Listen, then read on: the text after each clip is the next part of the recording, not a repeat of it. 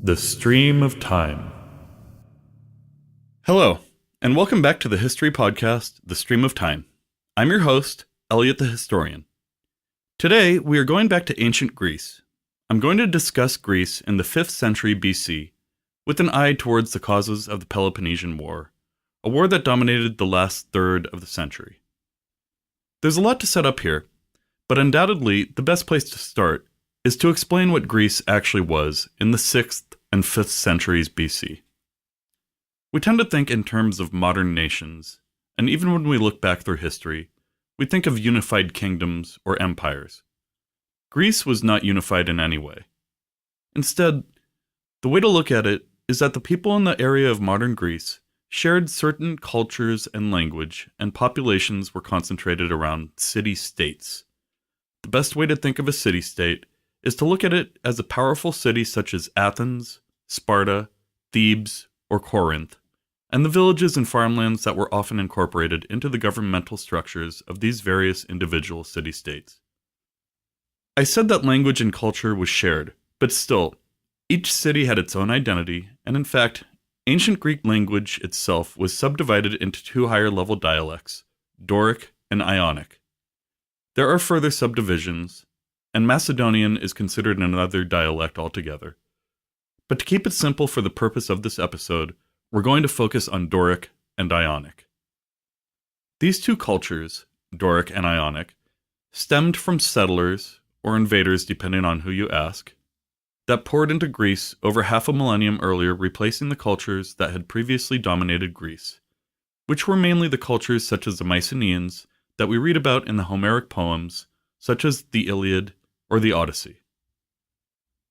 The Doric-speaking folk tended to settle more in western and southern Greece, and the Ionic peoples tended towards eastern Greece, including the western coast of what is modern-day Turkey, which became known as the Ionian Coast because of the preponderance of Ionic-dominant cities.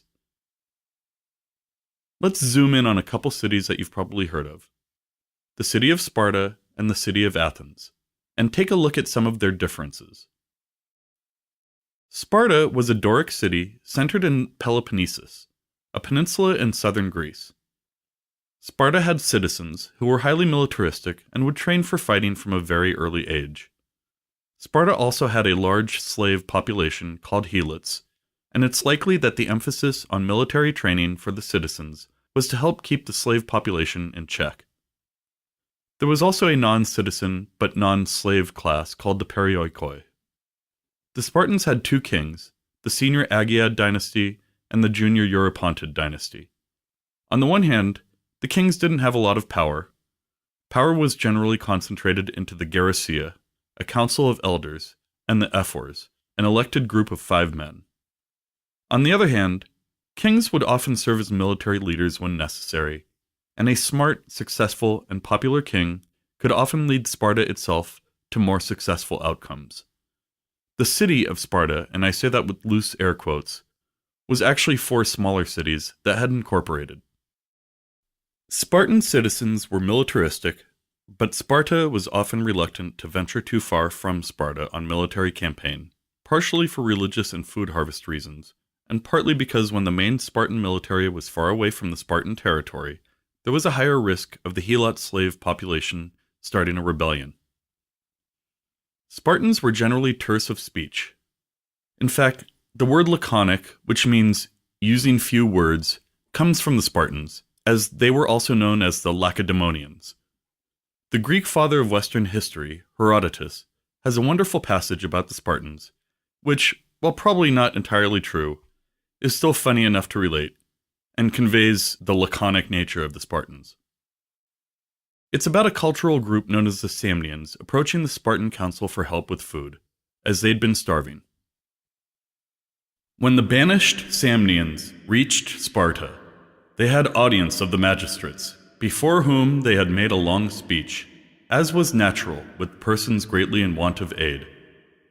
When it was over, the Spartans averred that they could no longer remember the first half of their speech, and thus could make nothing of the remainder. Afterwards, the Samnians had another audience, where, while holding a bag they had brought with them, said, "The bag wants flour." The Spartans answered that they did not need to have said the bag. However, they resolved to give them aid. Now the passage is funny, but it also is subtly painting an inaccurate picture of the Spartans. The passage suggests that Spartans were short of speech because they were stupid. But the Spartans proved over and over to be very intelligent, very apt, and not the conservative country bumpkins that ancient and even modern historians have tended to make them out to be. Let's look at Athens now. Athens was a city of Ionic descent. It lay on the peninsula of Attica, which would have been northeast of Sparta.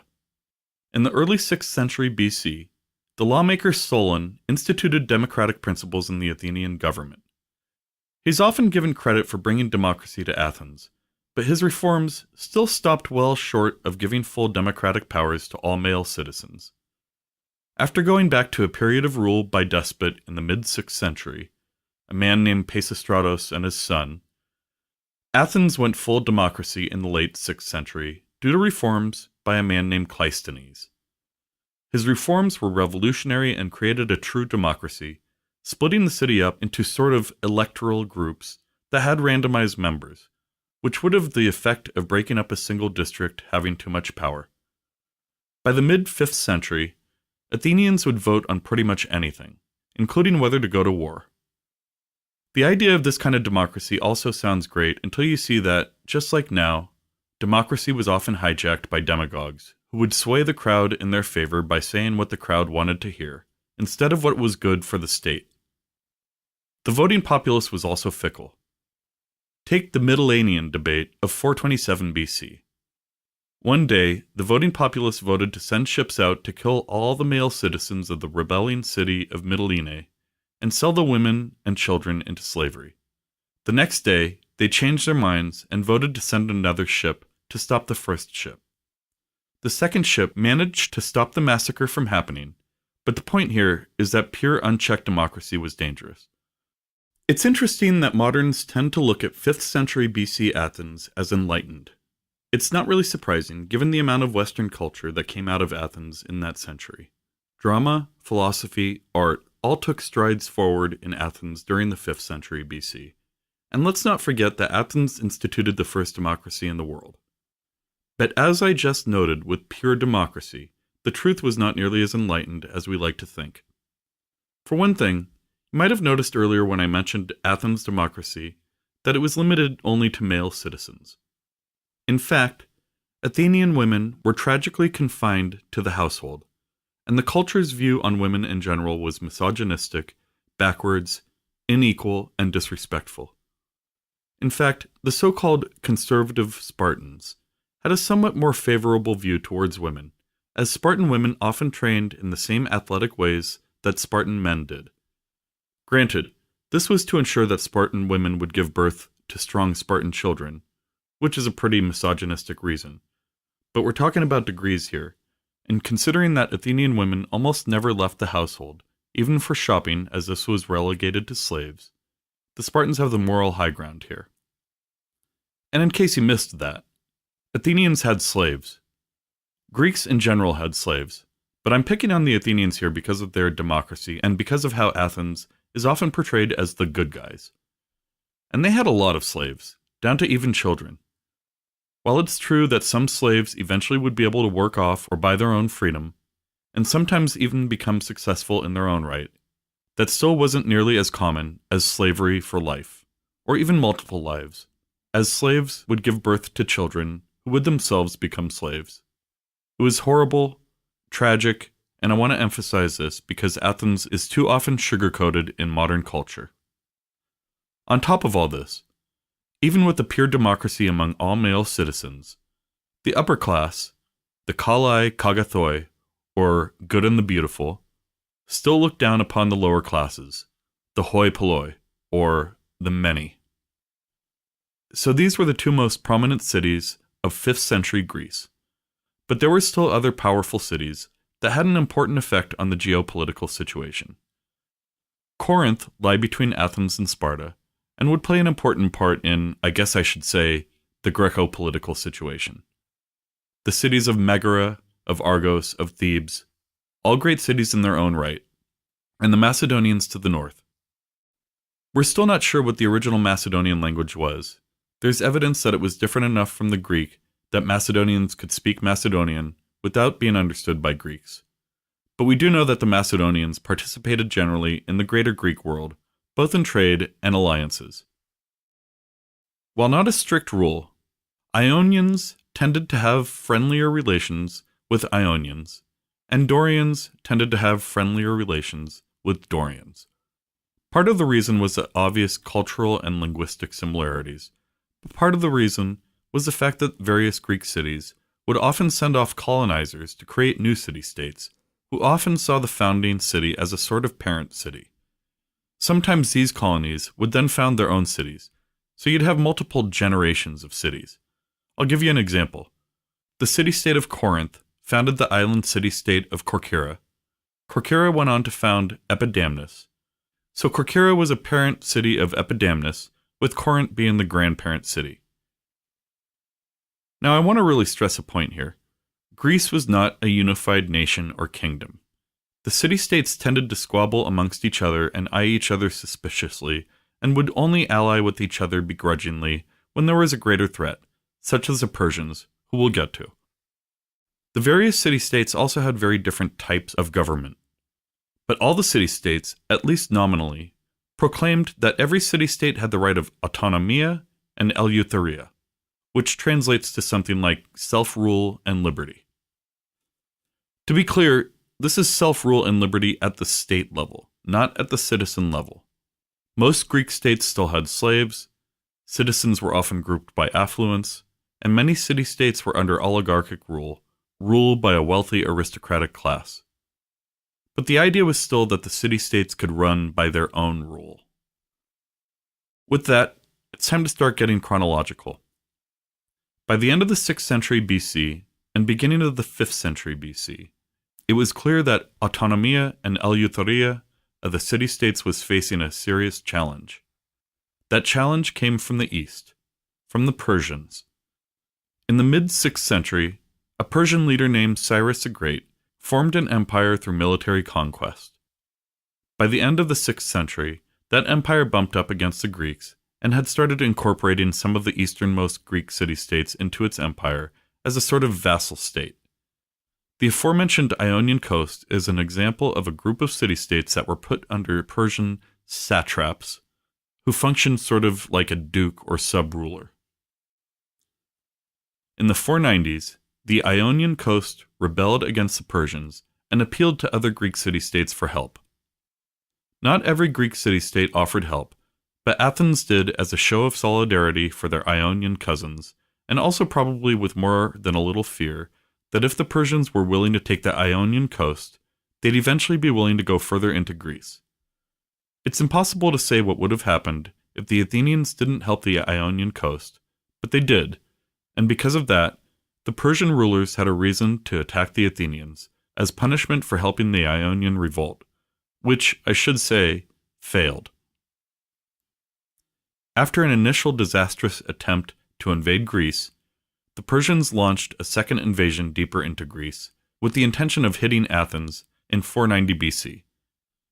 Athens was now appealing to other city-states, including Sparta, for help, but received little help other than soldiers from the city of Plataea, which was somewhat close to Athens, but still far enough to be its own city.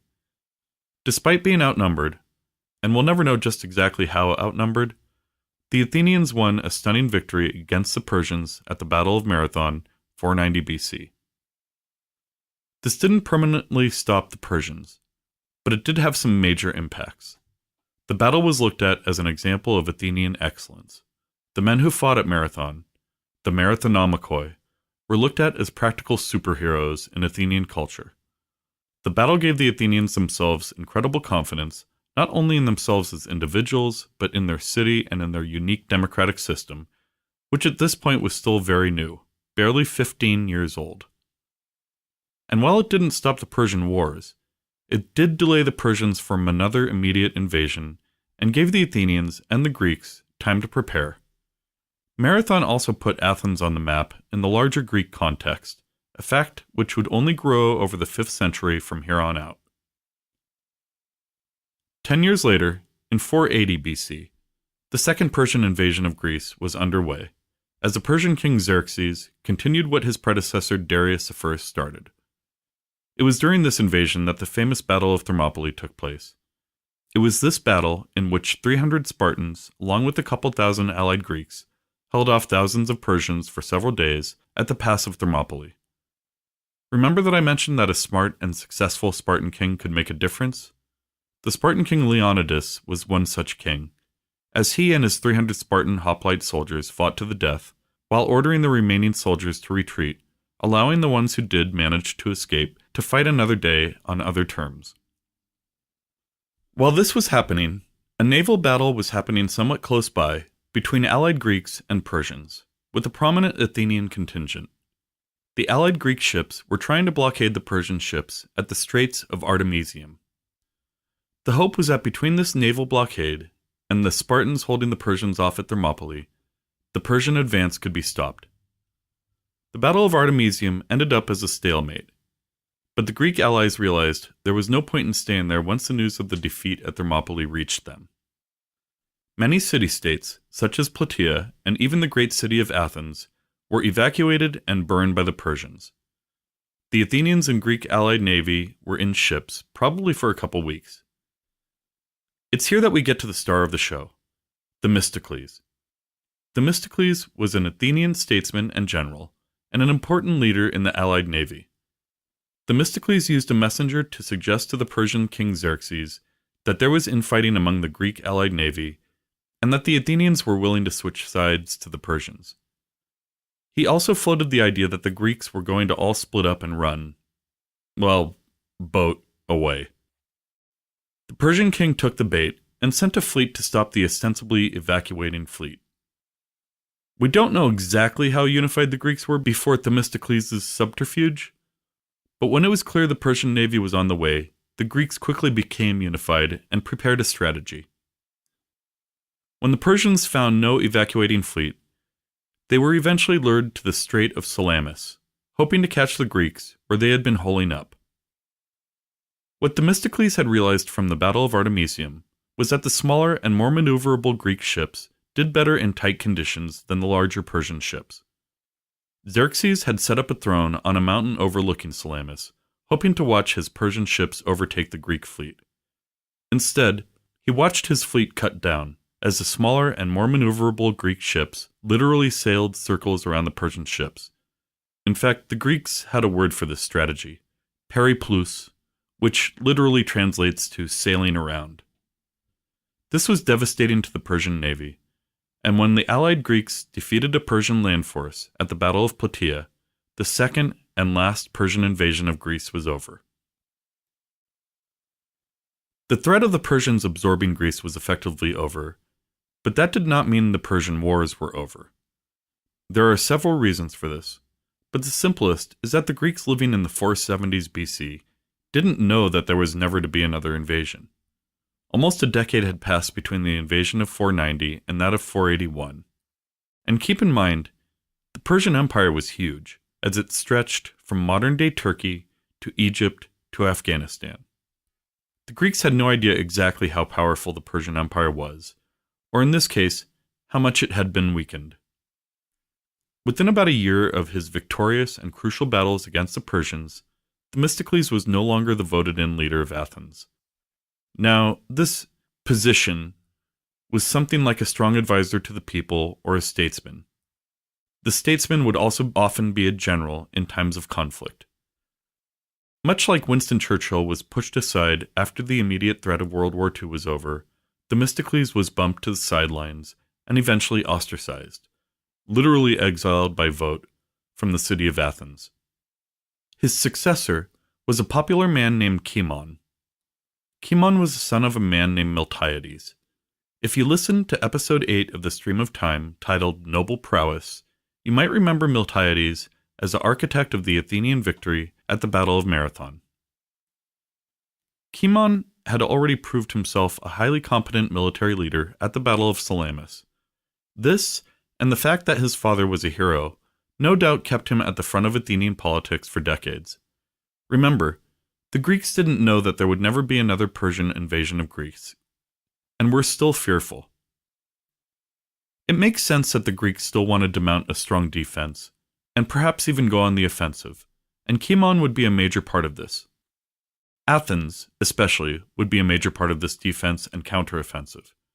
While several city-states had participated in the defense of Greece in the 490s and 480s, including Sparta, it was clear that Athens had been the shining star in the defense of Greece. Athens had a few things going for it at this point. For one, remember when I said Sparta was often reluctant to go too far on military campaign, and often would refuse to campaign during religious or harvest periods? This ended up being a problem during key moments in the Persian invasions, and it was in fact these time-sensitive reasons that the Spartans didn't participate, at all, in the Battle of Marathon, which, as I mentioned earlier, was a stunning Athenian victory, with help from the Plataeans. Athens had proven itself militarily on land, at Marathon and Plataea, and on the sea, at Artemisium and Salamis. To be clear, the Athenian navy at this point was unmatched in the Aegean Sea, the sea which Greece sort of wraps around. More to the point, everyone knew the Athenian navy was par excellence. So with all this said, it's not entirely surprising that Athens took the lead in organizing a larger defense against the Persians. In 478, just 2 years after the Battle of Salamis, Athens formed an association of Greek city-states, many of them island states in the Aegean Sea, as a collective defense against the Persian threat. The idea was that city-states could offer up ships to contribute to the collective fleet, or if they couldn't offer ships, they could pay a monetary tribute. This was an option many of the smaller cities chose, and this tribute would go into a treasury that was held on the island city of Delos. For this reason, this association was called the Delian League. The Delian League wasn't the only, nor was it the first such collection of city-states in Greece.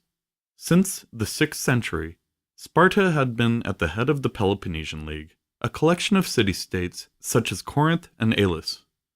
But the Spartans weren't on the best terms with the Athenians by now, and the members of the Peloponnesian League were in less danger from the Persians.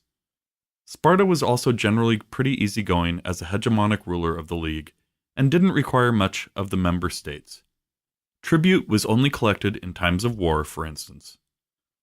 I have no doubt that the Delian League started off with good intentions.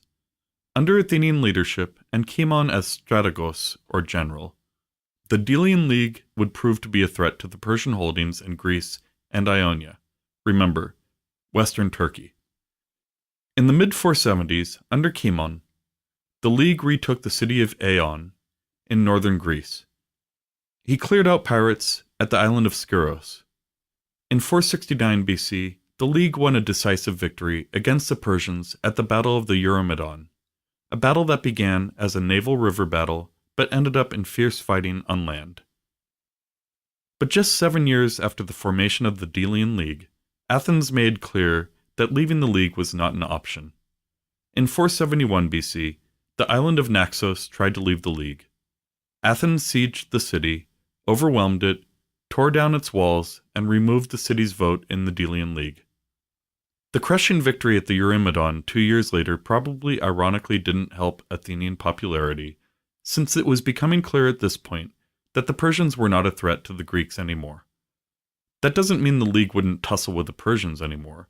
In the early and mid-450s, there was a disastrous expedition to Egypt to try to support an Egyptian revolt against the Persians.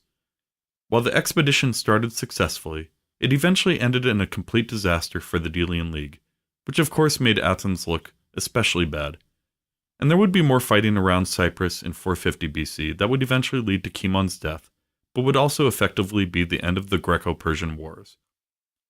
Technically, the Greco-Persian Wars end in 449 BC, but in 469 BC, it was starting to become clear that the Persians were not an actual threat to the Greeks, and this made some of the members of the Delian League restive. In 465, the island of Thasos tried to leave the League. The fact that they appealed to the Persians should tell you how some of the Greeks were looking at Athens by this point. Athenian troops sieged Thasos, and eventually Thasos met a similar fate to Naxos. Thucydides considered this the moment that the League became a hegemony, which is to say, a confederation of states in which one state is in clear dominance over the others. But if there was still any question as to whether this was the case, that was eliminated in 455 BC, when Athens moved the treasury of the Delian League to Athens. This is obviously more than a symbolic gesture, as having the money physically in Athens meant Athens could easily do whatever it wanted with it. So we typically say that in 455, the Delian League became the Athenian Empire. As the League is shifting, the political landscape of Athens is shifting with it, and it's in this context that we see the rise of another great name in Athenian history, the Athenian statesman and great orator Pericles. He rose in power in the 460s, and by 461, he had managed to get Cimon exiled, and his political partner Ephialtes had died under mysterious circumstances, making Pericles the strongest political figure in Athens until his death over 30 years later in 429. And with the entrance of Pericles, I'm going to end this episode on a bit of a cliffhanger. I've established the political landscape of Greece in the first half of the 5th century BC. By the way, you might have been wondering this whole time what the title of this episode, Pentecontaetia, means. The term literally translates to the period of 50 years, and usually refers to the time that starts about here, the reconstruction of Athens at 479 BC and the formation of the Delian League, and ends at the beginning of the Peloponnesian War in 431 BC. Our best source for this period and the Peloponnesian War was a participant of the Peloponnesian War, an exiled general named Thucydides. While Herodotus is often called the father of history, or at least Western history, Thucydides takes a far more critical eye towards history, specifically in relation to the war and its causes. Thucydides goes out of his way to understand the realpolitik that drove Greece into a long, desultory war, and why Athens ultimately lost. If Herodotus is the father of history, Thucydides is the father of political science. Granted, this episode didn't cover the full Pentecontaetia, but it's a fun word to say, and we've covered the beginning of the period so far. Join me next time as I discuss the second half of the Pentecontaetia, the lead-up to the Peloponnesian War, how the war played out, and the consequences of the war. Thanks for listening, and see you next time on The Stream of Time.